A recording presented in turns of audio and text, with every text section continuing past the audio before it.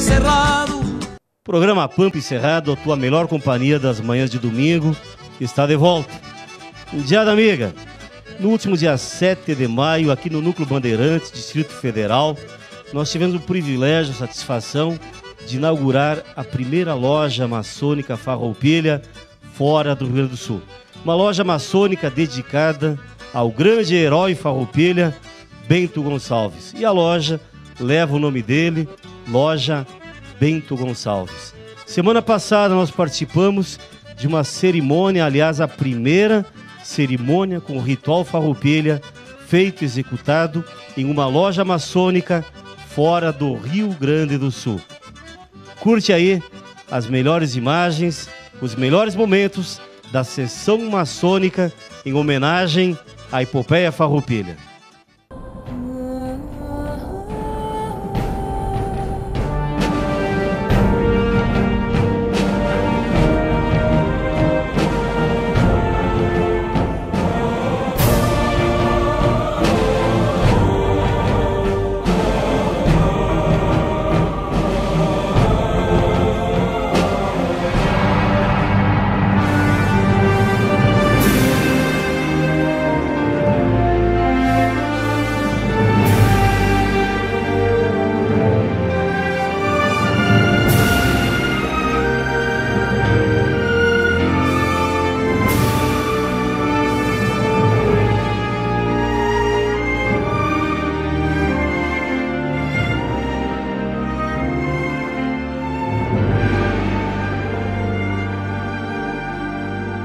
Para dar o devido destaque sobre o que representa a epopeia Farroupilha, concederemos a palavra ao ilustre palestrante desta noite, nosso irmão Flávio Rocherola.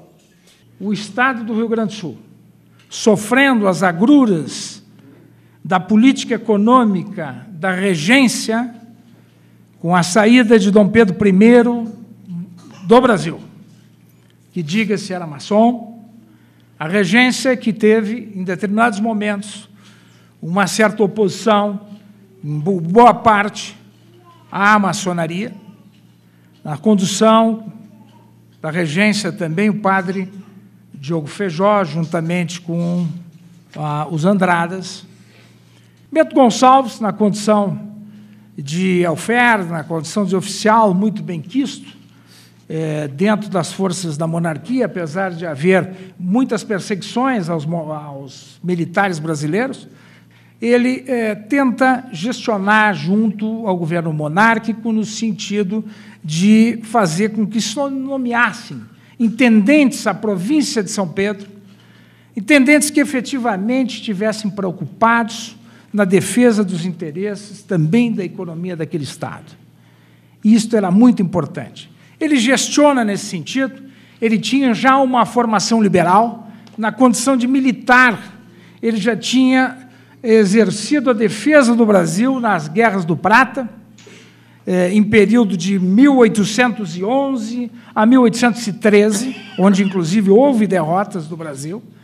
Portanto, com essas ideias liberais e também com a formação maçônica, ele passa, então, a exercer um papel extremamente importante dentro da política. Ele se elege deputado por forças liberais, dentro do regime monárquico, gestiona no sentido de sindicar pessoas como intendentes da província de São Pedro, consegue fazer com que haja a indicação de um intendente, mas que esse não responde aos anseios dos interesses da economia local.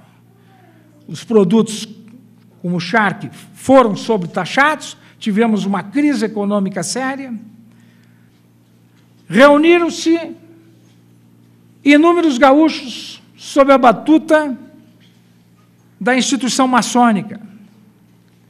E eles, então, passaram a organizar um processo revolucionário que foi e que culminou com a tomada da cidade de Porto Alegre. A seguir, anunciado, informado, Bento Gonçalves, então, se dirige a Porto Alegre, e, junto com os demais homens que lhe acompanhavam, adentram a cidade, cercam a cidade.